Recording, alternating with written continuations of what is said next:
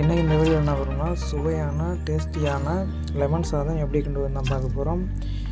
இதுக்கு பார்த்தோம்னா தேவையான பொருட்கள் பார்த்தோம்னா கருவேப்பிலை,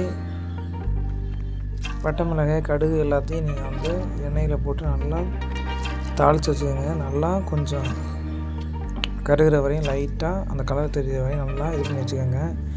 அதன் பிறகு மஞ்சத்தூள் வந்து உங்களுக்கு தேவையான அளவு வந்து கொஞ்சம் மஞ்சள் கலர் கொடுக்கறதுக்காண்டி அதை ஆட் பண்ணிக்கோங்க. உங்களுக்கு தேவையானதை தெரியாதவங்களுக்கு ஒரு யூஸ்ஃபுல்லான ஒரு வீடியோ இருக்குன்னு நினைக்கிறேன். அதை வச்சு நல்லா ஷேக் பண்ணுங்கள். ஷேக் பண்ண பிறகு என்ன பண்ணோம்னா நான் 3 லெமன் வச்சுருக்கேன். 3 லெமன் வச்சு உங்களுக்கு எவ்வளோ சாதம் பண்ண போகிறீங்களோ அதுக்கு ஏற்றபடி நீங்கள் வந்து கட் பண்ணி வச்சுக்கோங்க. நான் வந்து இந்த லெமனை எடுத்துக்கிறேன்.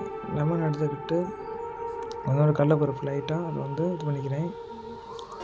கடலைப்பருப்பு போட்டோம்னா அது கொஞ்சம் நல்லாயிருக்கும். கடலைப்பருப்பு போட்ட பிறகு நம்ம வந்து நல்லா ஷேக் பண்ணி அது வேகிற அளவுக்கு நம்ம வந்து ஷேக் பண்ணுங்கள். நல்லா வேக விடணும். வேக விட்ட பிறகு நல்லா ஷேக் பண்ணுங்கள். அது நல்லா கொதிக்குது. அதன் பிறகு நம்ம லெமனை வந்து அதை ஆட் பண்ணிக்கலாம். நல்லா புகையை வச்சு நல்லா ஆட் பண்ணிக்கோங்க. ஆட் பண்ண பிறகு நல்லா கொஞ்சம் லைட்டாக எல்லாத்தையும் நான் இது பண்ணிக்கிறேன். எல்லாத்தையும் நான் விட்ட பிறகு நல்லா சேர்ந்துருச்சு. நல்லா லைட்டாக கொஞ்சம் கொதிக்க வச்சுக்கோங்க. கொதிக்க வச்ச பிறகு நம்ம என்ன பண்ணிக்கலாம்னா உப்பு வந்து தேவையான அளவுக்கு வந்து உப்பு சேர்த்துக்கங்க. நான் கொஞ்சம் தான் பண்ணுறேன், அதனால் லைட்டாக சேர்த்துக்கிறேன்.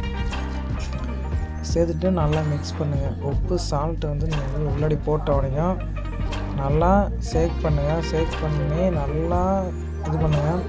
நல்லா கொதிக்கட்டும். கொதித்தோடனே நம்ம வந்து சாதத்தை ஒரு பானையில் எடுத்து வச்சுக்கலாம். சாதத்தை ஒரு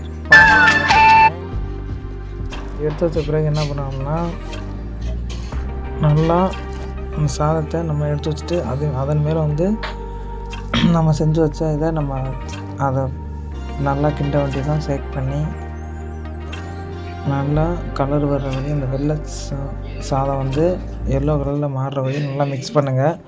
ஃபுல்லாக மிக்ஸ் பண்ண பிறகு நம்ம அவ்வளோதான் சாப்பிடலாம். நல்லா டேஸ்ட்டாக இருக்கும். ஒருத்தர் ட்ரை பண்ணி பாருங்கள். நன்றி, வணக்கம்.